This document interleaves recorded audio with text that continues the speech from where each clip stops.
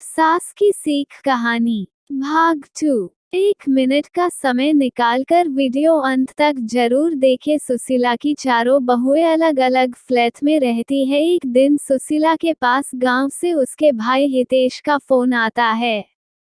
हितेश, सुशीला दीदी कैसी हो आप?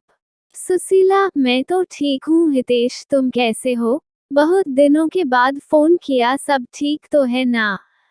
हितेश, हाँ दीदी, सब ठीक है। मैं कल तुम्हारे पास आ रहा हूँ, वहाँ मुझे कुछ काम था तो सोचा अपने भांजे से भी मिल लूंगा। फोन कट जाता है और सुशीला दुविधा में पड़ जाती है। वो सोचने लगती है, बच्चे तो मेरे साथ में नहीं रहते, अगर भाई को पता चल गया कि मैं अकेले रहती हूँ तो वह बहुत दुखी होगा। खैर, अब जो होगा वो देखा जाएगा, आने दो भाई को।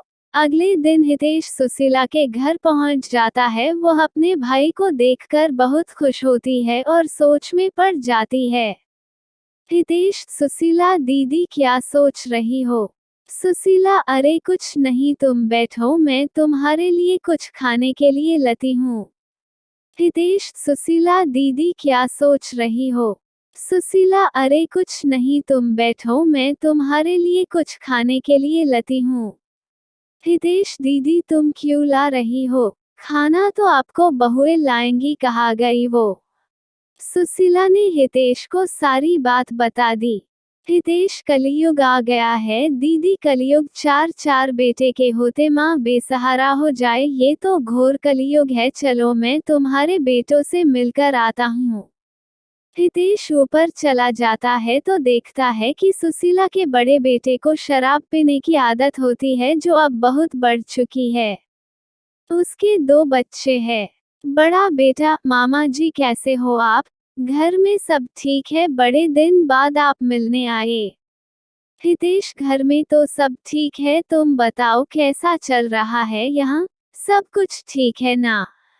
इतने में उसका छोटा बेटा यानी सुशीला जी का पोता हितेश के पास आता है, जो लगभग 6 साल का था। हितेश उससे पूछता है, हितेश कैसे हो बेटा, कौन सी क्लास में हो?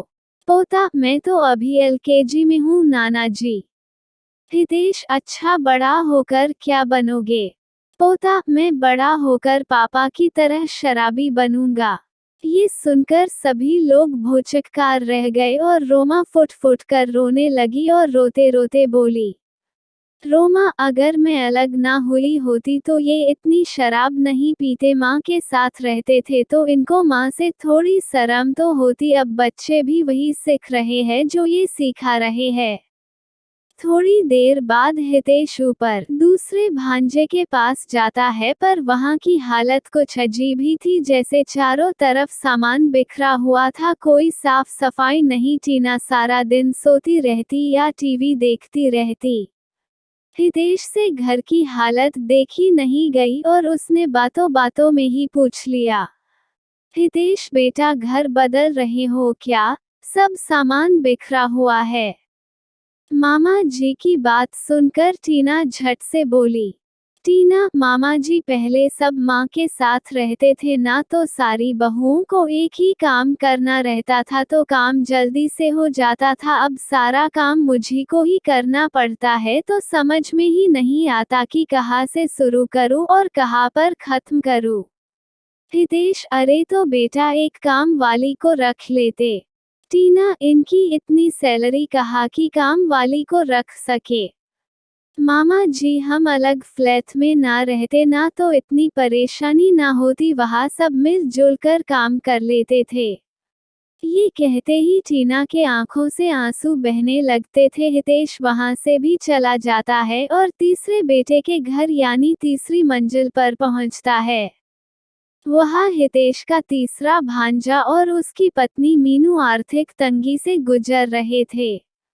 हितेश बेटा, कैसा चल रहा है? तुम्हारी माँ ने बताया कि तुम सब अलग अलग रहते हो तो मैं आ गया तुमसे मिलने। तीसरा बेटा, सब ठीक है मामा जी, आप बताओ आप कैसे हो? मीनू, मामा जी आए हैं, कुछ खाने को लाओ। इतना सुनते ही मीनू रसोई के डब्बों में देखने लगती है, वो एकदम खाली होते हैं और वो वहीं बैठकर सर पकड़कर बैठकर रोने लगती है। रोने की आवाज सुनकर हितेश और मीनू का पति अंदर आते हैं। हितेश, क्या हुआ बेटा, रो क्यों रही हो? मीनू, क्या बताऊं मामा जी, मैं अपनी किस्मत पर रो रही हूँ। अगर मैं भाभीियों के बातों में आकर घर से अलग ना होती ना तो आज ये दिन देखना ना पड़ता। घर में खाने के लिए कुछ नहीं है और काम का भी पता नहीं मिलेगा कि नहीं। मेरी सास हमेशा हमारी ख्याल रखती थी और आज ये दिन सिर्फ मेरी वजह से देखने को मिल रहा है।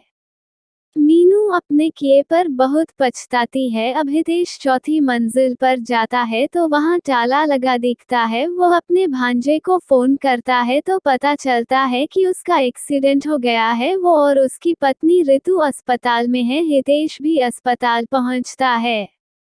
हितेश, अरे बेटा, तुम ठीक तो हो? कैसे हुआ तुम्हारा एक्सीडेंट? हितेश के चौथे भांजे ने सारी बात बताई। इतने में ऋतु भी आ जाती है। ऋतु, मामा जी नमस्कार। अच्छा हुआ आप आ गए, मैं तो यहाँ अकेले बहुत परेशान हो गई थी। कभी दवाई का पर्चा तो कभी दवाई का चक्कर। हितेश, तो तुम दोनों दीदी को खबर क्यों नहीं दी?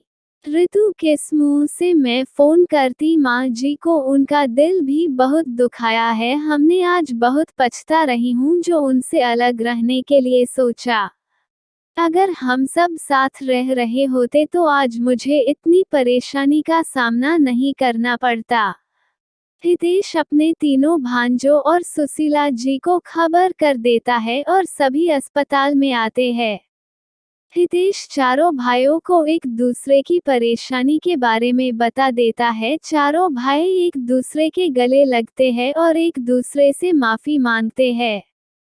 चारों बहुएं भी सुशीला जी के पैर छूकर अपने सास से माफी मांगते हैं। अब दोबारा सारा परिवार एक हो गया और सब मिलजुल कर रहने लगे। अगर एक भाई पर कोई परेशानी आती तो सारे भाई मिलजुल कर उसका सामना करते।